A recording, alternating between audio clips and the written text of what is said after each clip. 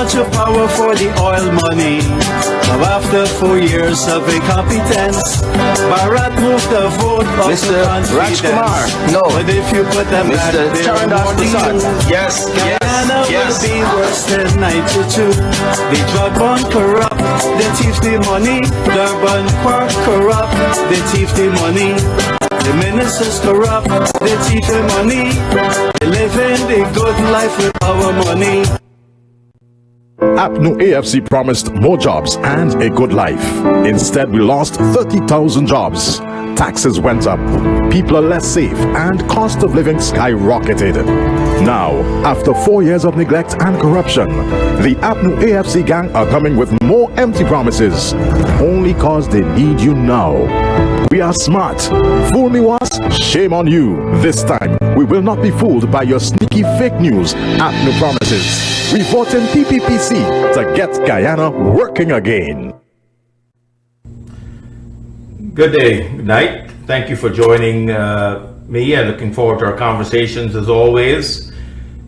We know the claims period of registration is completed today. We hope all of you that are yesterday, all of you that had to be registered and transferred, got that done. It was your last chance. Now you have to prepare yourself for the vote. We're still in the objection period. And the Granger confusion continues. During a couple months ago, Mr. Granger himself said the reason why we needed a house-to-house registration was because we have 200,000 extra names on the list. Well, during the objection period, which everyone, including the PNC, PPP, citizens of Guyana, can object, we have got about 500 objections so far registered at GCOM. So where that 200,000 names came from was another lie, and I call it the Granger confusion. Because now they realize they can't take off 200,000 names off the list. They have come up with another excuse, that they're going to take those that haven't picked up their ID cards off the list. An illegal act again. So Mr. Granger continues to break our law. The GCOM chair is facilitating that breakages because no one is allowed to take anyone's name off the list, whether you pick up your ID card or not. You have a right to vote. You can vote with your passport, or you can vote, with showing up with some proof of identity. So an illegal act again, and that's what I consider the Granger confusion. The man finally came out of his cave after 4.5 years, giving interviews all around, set up interviews with Gordon Mosley, pre-planned questions, soft questions from Kaichor News. He gets a tour of the facility, and he's creating more confusion, but he came out of his cave, and he told the Guyanese people that we all loved him. I think maybe he thought he was still in Cuba. He said he's walked around Cuba and met the president and the vice president and the people of Cuba. I think when he told Kaichor News that the people of Guyana loved him, I think he was just mistakenly, because he had just came out of his cave, as I said. So the Granger confusion is commissioners at GCOM is creating havoc with our right to vote, with our data. And every one of us got to pay so much attention as we get into the election cycle. They know they can win. Mr. Granger even predicted that he's going to win 36 seats. What kind of rigging machine does he think he has that he's going to try his best to get to 36 seats? He already know a number. People say maybe we'll win an election, or we'll try to win by a majority, or maybe a landslide. He's got a specific number which he said he would win by. That 20,000 votes equals quite a few seats that they're trying to probably put into place. And, the ID cards coming off the list puts an illegal act. Somebody will file a court case. They believe they're setting the system up for failure. But we, as Guyanese, are more patriotic. We are steadfast. We understand what they are doing. We know we don't love Mr. Granger and his policies. We know he has really took our economy to probably one of the lowest it has ever been. We know the thousands of people that have lost their jobs. I even went up to Ituni the other day, and I took, with a team, took a lot of hampers to give to the people of Ituni because they were so desperate. I mean, they were so embarrassed also coming in to take their items because they know they'd rather be working. When you don't give them the tags for their logging, they suffer. Their families suffer, Mr. Granger. They don't love you. I think you need to go back to Cuba and figure out who loves you there. Because coming out and doing all those fancy interviews, why don't you let me do an interview with Mr. Granger? I'll ask you some questions and I hope you can answer them. I'm not going to give you the pre-questions that those guys have given you and let you get a chance to give all your fluffy answers. The Guyanese people have seen right through you. As we defend their national interests, you keep giving away our lands. You know, you're starting to what I call nationalize our system. You know, today I found out that the government is building one of the largest asphalt plant in Guyana, large in Garden of Eden, massive asphalt plant. Why is government getting into the construction business? How are we, our local companies, how could they build capacity when government plans to be the biggest employer of our people going forward, given our infrastructure boom that is about to happen? Mr. Granger is going on a path of Mr. Burnham. You cannot nationalize and take away the private sector role in running our nation. It's a good thing when you listen to Dr. Irfan Ali outline the critical components of his plan and the PPP's plan to re-energize our economy and to look at the industries. There's no way Dr. Ali will talk about making government bigger. Government needs to be smaller. Government needs to facilitate the private sector. Asphalt plants needs to be built by private sector. Contracts need to be given out across the board. We need to ensure our local companies is able to build capacity. That is wrong, Mr. Granger, for investing all our taxpayers' money into projects like that. It will fail. Government cannot be the contractor to build roads across our nation. It's our local businesses, and private sector needs to step up now and realize that Mr. Granger is giving away our national interests. He is giving away the concessions. And now, you know, by not being able to supply the workers, you're going to bring in other outsiders like, you know, Haitians or wherever they come from, and they all will become part of this massive infrastructure ministry that they're trying to create. It's a good thing Mr. Granger is not loved by the people. Mr. Granger, you will not win 36 seats. You will lose an election. You need to stop trying to rig it. It is so blatant. The international community is seeing it for what you're trying to do. The legal community is seeing it. The private sector is seeing it. And ultimately, we, the citizens, have seen it. That you know you cannot win an election. You know that you have not taken care of our nation. The nation gave you a chance, a very slim majority, to rule our country. And 4.5 years later, you hid somewhere out of public life, spent a lot of time in Cuba, and didn't talk to the people, didn't shake their hands, didn't listen to their concerns, fire thousands and thousands of people now on the breadline. I met with a lot of those folks over the last week, and they are so worried about the holidays because it's their children that will suffer because they don't even have a job. And then you're giving away estate lands, you know, for coconut farming. Nothing wrong with building coconut farms, but you can't go from 7,000 workers to 45 workers in Wales.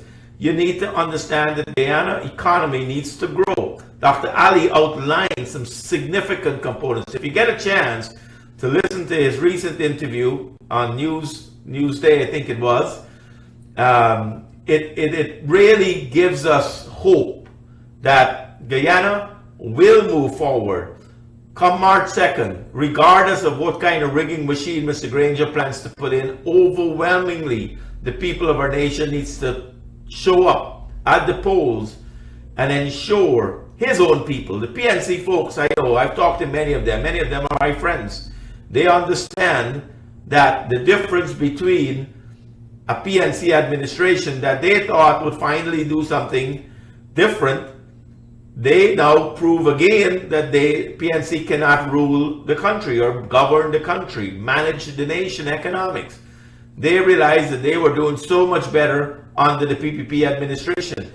And then given that we've got a new young candidate, an economist, Dr. Irfan Ali, who in doing his dissertation in urban planning and master planning, when you have to look at how you do master planning and urban planning, you have to understand whether or not you build housing schemes on a reserve land, or whether you build drainage, or whether you build industries, where you expand their infrastructure, where you expand their infrastructure. That's the urban planning that goes into a master plan of running a nation. And I commend the man for taking that time and effort to learn and understand that Guyana, to move forward, needs to rethink how we do business, how we manage our economy, how do we strengthen our industries, how do we expand new industries. When you look at the oil companies and you look at our future, 6.6 billion barrels of oil, but only 200-300 people will be hired from maybe 5 floating vessels out there in the ocean. That can't employ us. That doesn't put money on our table. Our citizens, out of 205 floating wells and 6.6 billion barrels of oil, doesn't give us a job. The job comes from the other sectors. The job comes from expanding our infrastructure, not by government doing it, but by ensuring the private sector steps up to the game and get the capacity to do it. Mr. Granger should be giving concessions to our private contractors, not to the foreigners coming into our country. We should be looking at all the oil deals. We should be looking at how do we renegotiate, how do we expand, how do we bring in new investment. And if I was in the foreign company business, why would I want to come into Guyana and do business within a government that can't even follow their own law? Look what happened to Dipcon. Won a court case to be paid by the government, and Bully Granger pardoned his minister and refused to pay the company what the court said to pay. Now, businesses are very, very fearful that a government that can't follow their own law, can't follow the rule of law even as the court gives an order. What's going to happen if you elect Mr. Granger again? That nationalization of our country, taking away business from the private sector like Mr. Burnham did, is what he's doing. When you're building an asphalt plant for 160 tons a day of asphalt, why are you doing that? Again, that's the private sector work. Hire one of them to start fixing the roads or building the roads. That's nationalization of our private sector. And I'm worried that if Mr. Granger continues that approach, even in the next few months, the amount of things that has to be reviewed and reversed and re-energized and re-implemented, and look to how we will ensure that bread and butter, our people are taken care of first, will be a tremendous job that Dr. Ali got to do day one. And the good part of it, he's not waiting till day one to figure out what to do. The manifesto that will be coming out very shortly, that he was an integral part of leading that vision, and the team under the PPP and the General Secretary, Dr. Jagdeo, is defining those initiatives that will ensure our national interest is protected, ensure our people benefit first, and ensure that anyone coming in our nation to help us to be part of our business understand that they're number two. They're not number one. We will renegotiate. We will negotiate better deals. We will have experts at the table. When you sit at the table, imagine a $1 billion company. We've gone through this many times. Exxon, a multi-billion-dollar company. You're going to put guys like Raphael Trotman that have never seen $1 million in his life, at least before he took government, or any other minister. to negotiate a deal for Guyana. So when they saw 18 million come from Exxon, them boys jump up. They glad they try to hide it. $18 million from a multi-billion dollar country when Guyana is a 6.6 billion barrels of oil. We are bigger than Exxon. Guyana will be a multi-billionaire nation. And you're going to let a small company like Exxon bully us? You know, our future looks bright. And under an administration of Dr. Ali, we will ensure that our infrastructure, our productive sectors, our economics, our people are taken care of. That's what is exciting about this election. And when you get a chance, it says, listen to Dr. Ali's interview, listen to his plans, look forward to our manifesto. You see all the signs we have across the country on every lantern post. You saw what the PNC is doing. They're climbing up there under Mr. Granger's orders and taking down our materials. But what we said on those materials, no new taxes, reversal of the 200 plus taxes, giving those children back their grants, taking the taxes off of water and electricity, giving pensioners the ability to get more money in their pockets. Those are all signs. Looking at how we re-implement the sugar industry, how do we grow more sugar cane, how do we diversify, what do we do for our unemployment, how do we ensure technology is implemented. That's what we put up on all those posts. Mr. Granger ordered people to take it down. What is he afraid of? Is he going to come and lie to you and tell you that that's what he plans to do? Hell no. Mr. Granger's lied enough. 200,000 names bloated on the list, and he couldn't find them. 500 we found. They found. Now he wants to take 20,000 people's name off the list illegally because they haven't picked up the ID cards. What next he's going to do? Those that registered that the house-to-house merger, that is all messed up data. Mr. Granger, you're creating confusion. People have seen it. You're scared because you know you cannot win a fair and free election. End of story. If you want to prove it, absolutely. Go run a fair and free election against Dr. Ali. Get in the debate room. Let the young people ask you, Mr. Granger, what will you do for Guyana? What have you done for Guyana in 4.5 years? And ask Dr. Ali, what will he do for Guyana? What has he done when he was a minister? You know, and I always tell the story. And, you know, people go down and see what some of the housing schemes that Dr. Ali initiated when he was Minister of Housing. And if you drive down the East Bank Road and you start the housing scheme, you see a lot of bigger houses go up on the East Bank corridor. You go down in the middle, you see, you know, maybe the middle class that got houses. Then you go down all the way to the end, you see these small $4 million houses. And some people look and says, wow, why did you put these people so far back? And what was so amazing to me, and it actually brought tears to my eyes, Dr. Ali said, Peter, you see this area right here between these $4 million houses? This is where the new road is going to be cut, coming through from Temeri and from Ogle to Mocha. And he said, you know what? All the value of these people will go up. And I realized that degree that Dr. Ali's got in urban planning really tells the story.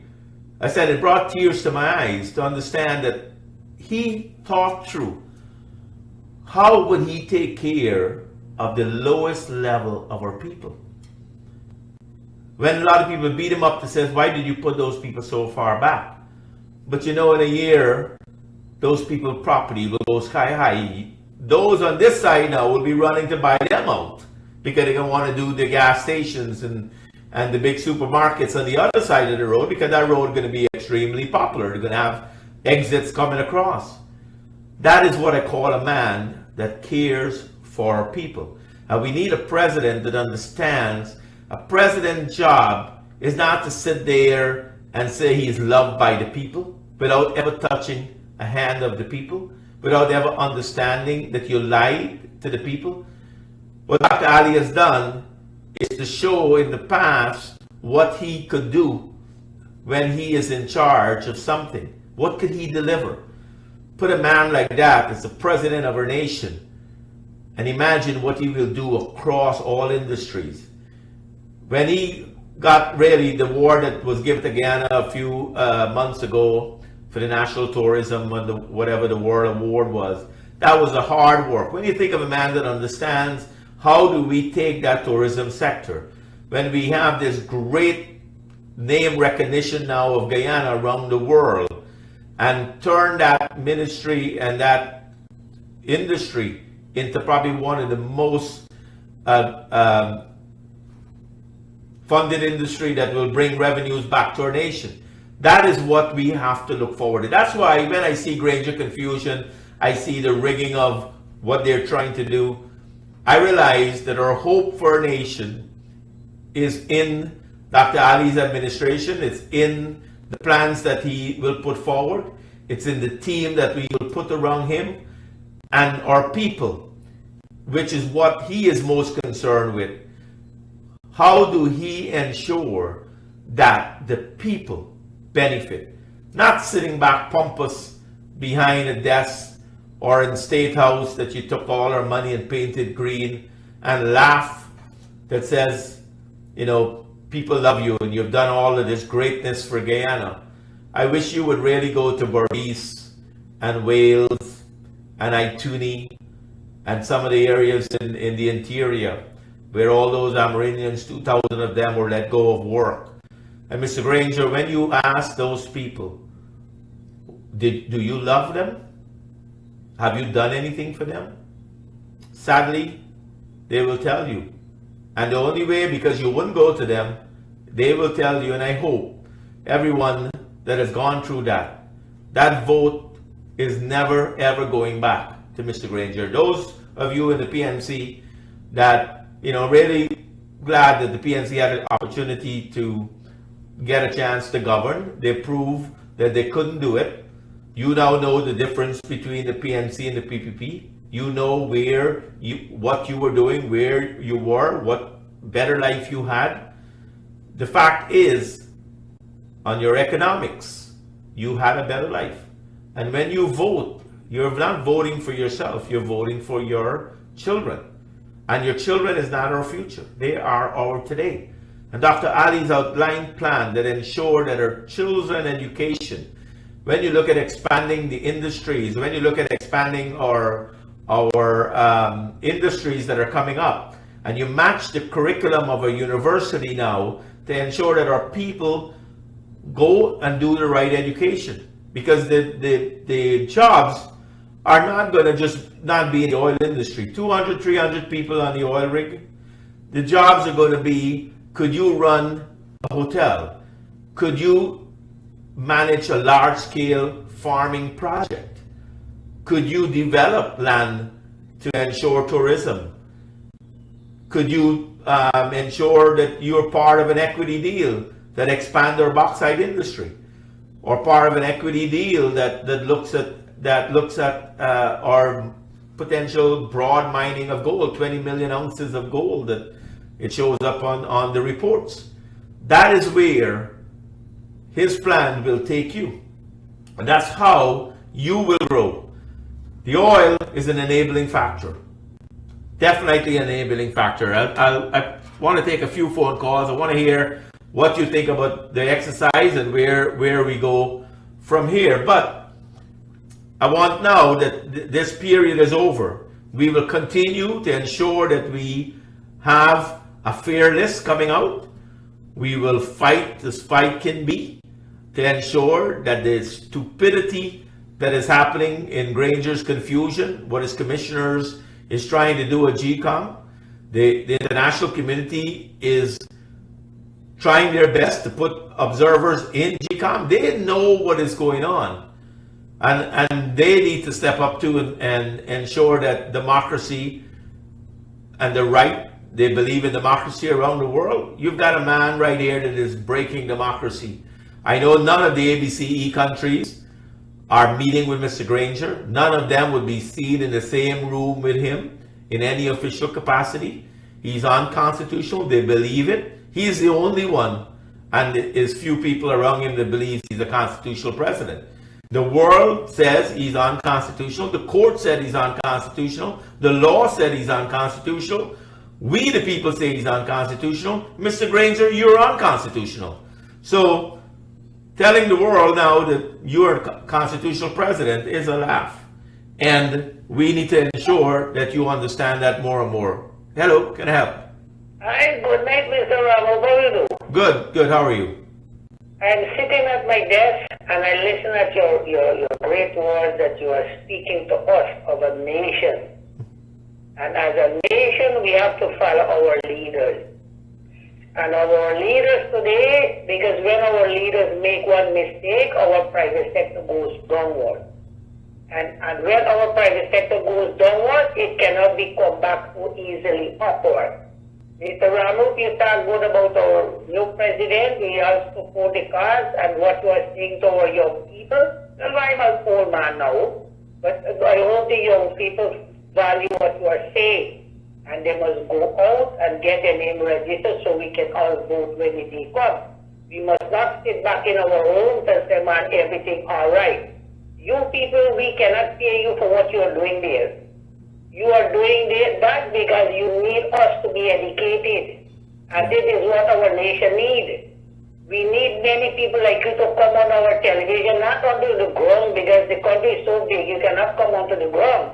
But we are looking at our homes and we admire you speaking at our homes and we listen to what you are saying. And you continue your good work, sir. Thank you very much. Appreciate it. And I love what the caller said. You know, we got to focus on our young people. And that's what Dr. Ali has really outlined in the vision and the plans for our nation. As a young generation, you know, I've been there. I know what it's like. You know, I grew up fairly, I would consider poor. But I know education and working hard and opportunities gets you a chance to develop yourself. I've got a great story one day I will tell. You know, grew up as a missionary kid. You know, I remember getting my first long pants from somebody that we didn't even know. We wear old clothes. And, you know, when you are given an opportunity and a chance to develop yourself, you surprise yourself what you can achieve. And when you look at what our future holds for Guyana, and you hear all this excitement of Guyana growing by 86% in the next few years, the $1 billion of coming from our oil, the question that you young people have is, where do you fit? And where do you fit is matching your education with where the industries will be. And where our curriculum, as Dr. Ali said, will ensure that our young people get that opportunity. I don't want, you know, I'm not anti-foreign at all, but I don't want people coming into our country and taking away our young people's jobs. That's what I want to defend. And that's what Dr. Ali said he will defend. He will ensure that our young people get the right education, the right curriculum, make sure that, you know, courses that will be offered through our university level, whether private sector universities, private universities come up more, whatever it is, the industries, you should be looking at business opportunities, engineering opportunities, hospitality and tourism opportunities, agriculture, in terms of the expansion. Those are so fruitful time that if you spend now preparing yourself, and when Dr. Ali get a chance to implement those plans, you will have an opportunity for real work. And you're not going to be making measly salary.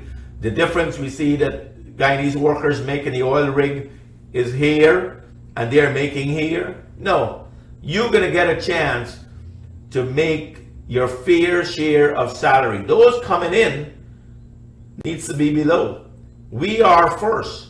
That's why I'm so upset today when I heard Mr. Granger building this asphalt plant, because it's going to take away a job from our local contractors. It's going to take away job opportunities of those people. It's going to take away our capacity to compete against the big companies coming in. Mr. Granger, why would you do that? Our company needs to grow and grow so they can compete for the bigger jobs. That is what the young generation got to look forward to. Yes, hello. Hello? Yes, hello. Good evening, sir. Mr. Peter. Yes, sir. My name is S. Odu. I'm speaking on behalf of the PPPC. Now, I want you to understand what I'm saying. Sir, I congratulate you for your words. Along with the PPPC, I'm a diehard somebody. And this is what I am challenging Mr. Granger. He is a soldier, and if he's a fighting man, why not come out and fight? Come out and fight. Why hiding? That's my word. My word is a brilliant. I'm a diehard with Dr. Jagan from the early days of my age. And my word is very valid. I second Mr. Irfan Ali to be my presidential candidate. I will ask, hold on, I'm watching you. I will ask the entire Chinese to go for the PPPC. You know what? If Granger was a real soldier, he would have come out in the early.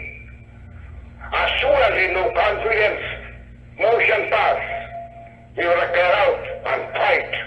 But he's afraid. He's a pussycat. Thank you very much. I'm more of a coward. A coward. You want to win election fair and square, you should have called election March 18. If you believe you're doing so good for the country, you would have made sure we have a fair and free election. You would not have put your commissioners in this stupidity of confusing our voters. I agree with the caller. Mr. Granger, get in the same room with Dr. Ali. Fair and square. Let's ask you the questions. Let's ask Dr. Ali the questions. And I can tell you, I'll have my prediction. I'm not a betting man, but I would bet that by the time Dr. Ali finished with you, people will realize maybe you weren't even fit to carry a gun and wear a uniform in Guyana. Because a soldier, I agree with the caller, a patriot of our nation, take care of our people. You had an opportunity in 4.5 years to ensure Guyana move ahead. Instead, you took our nation backwards. Dr. Ali got to come in now, rebuild, and then move forward. But, you know, that's why I tell our young people, you want a young president. You want somebody with energy. You want a working president. You want a hands-on president. Mr. Granger is in a cave, coming out for fancy interviews. Dr. Ali is walking the streets, seeing the people, listening to them. The manifesto that is coming out, and he will tell you, he ensured that stakeholders from civil society, from religious organization, from the ordinary person, got a chance to contribute to that manifesto. And the manifesto is not just a fluff, it's a plan, when executed, will deliver on the commitments and ensure each of us get that opportunity to do a better job. Yes, quick call. Hello? Yes, how are you? When you listen to Dr. Ali and you listen to Mr. Granger, he's like a kindergarten school to professor. You know, the level of the thing. When you look at investment, he's like a little boy. Yes. He doesn't know about investment. Thank you, appreciate it. Yes, Mr. Granger, as I close the program, doesn't understand economics. He doesn't understand what is government. He doesn't understand leadership. He can't fire a corrupt minister. He said, I move them around in different places. Fire them if they're corrupt, Mr. Granger. That's leadership. Dr. Ali is going to understand what it takes to take our nation to the next decade. We need a hands-on president. We need a working president. We need a qualified president. We need a passionate president. And ultimately what we need, and what I believe Dr. Ali has done in the past and continues to do, is a caring president. Thank you for joining me. God bless. Looking forward to the next couple of months. Let's work together, build a stronger team to ensure that our nation is protected for our today. Our today is our young people and our young children. Thank you. No AFC promised more jobs and a good life. Instead, we lost 30,000 jobs. Taxes went up. People are less safe and cost of living skyrocketed. Now, after 4 years of neglect and corruption, the APNU AFC gang are coming with more empty promises, only cause they need you now. We are smart.